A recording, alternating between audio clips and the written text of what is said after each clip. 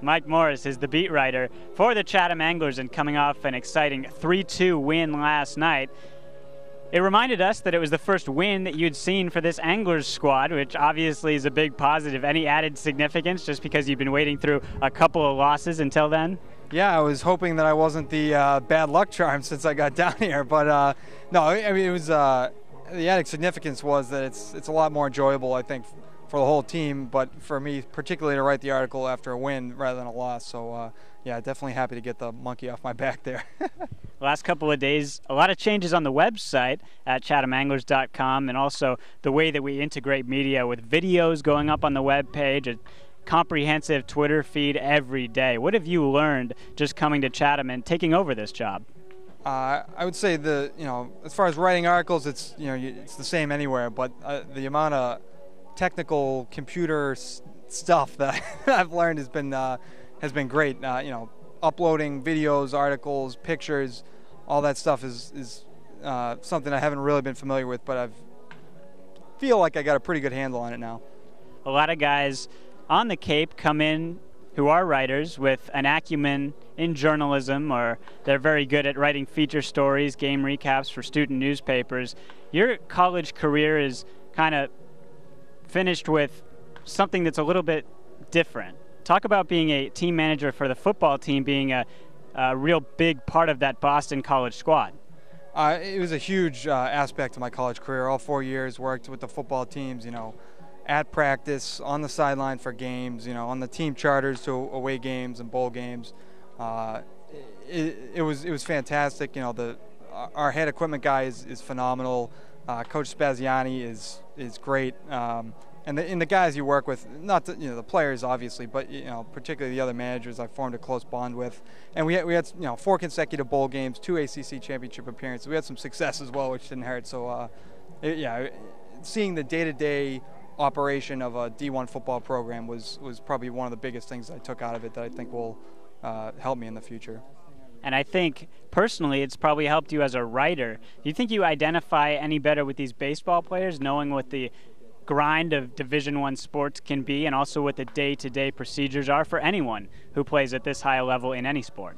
Absolutely. I mean, I think grind is a great word because you definitely do get and myself being a manager, I wasn't there for the 6 a.m. workouts and lifting and running, but I was there a significant amount. I felt like I was in a grind, not to mention seeing these players who have maybe they don't have homework down here, but they have jobs, they're working out, they're trying to perform on the field. So it definitely, the perspective that I gained as a manager at BC helps a lot with just a better perspective in athletics in general, I think. Mike, you're here in Chatham and you're staying with your folks, basically, a little bit of an extended connection, not your parents, but you still have a comprehensive network of people that you know here in Chatham. Talk about your background in the region, being a Massachusetts native already.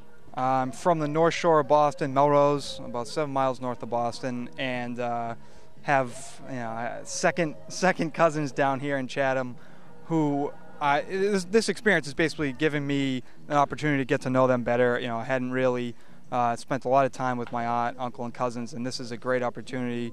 They have a boat down there on Large Mill Pond or Big Mill Pond or whatever it is. So gotten to the beach and boating a significant amount, and they're great. So it worked out perfect, the living situation this summer. Mike, back to baseball. Already in the last few days since you've come aboard, a lot of changes on the website, also the way that articles are written both in the pregame and in the postgame. What are the next steps for the Chatham Anglers media team as we continue to excel in this 2011 CCBL season?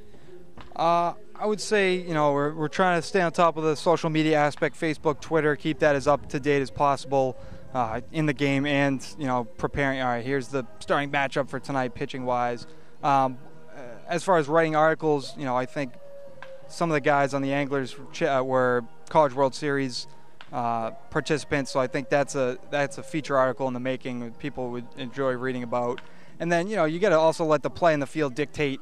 Maybe someone pitches a no-hitter one night. You do a spotlight on that pitcher, or someone's on a real tear hitting the ball. Whatever it is on the field, I think will also dictate where we go with feature articles.